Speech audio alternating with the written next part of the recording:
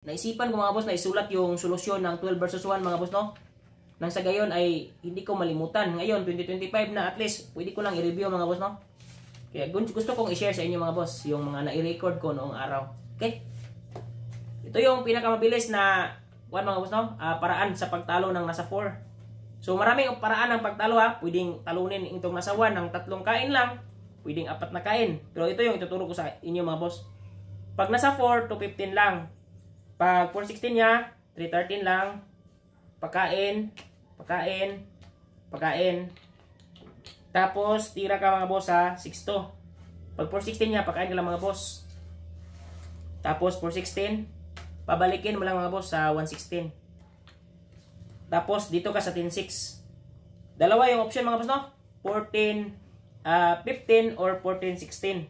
Ito muna unahin natin mga boss, 1416. Pag nag 1416 sa mga boss, tira ka lang 51. Pag 16.4 niya, pagkain ka lang dalawa mga boss, no?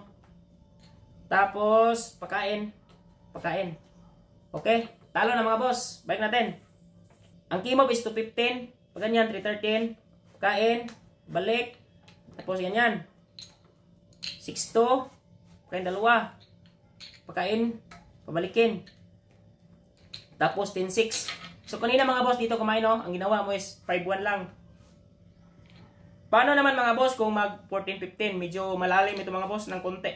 Dito ka lang sa 6.1. Pag 15.2 nyo mga boss, magpakain na lang dalawa ha. Ganyan. Ito, medyo may malalim na solusyon ito mga boss.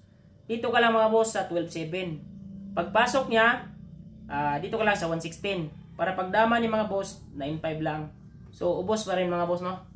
Okay, yun lamang yung solusyon ko mga boss. Sana may natutunan kayo. Please follow, like, and share. Larry Dama PG.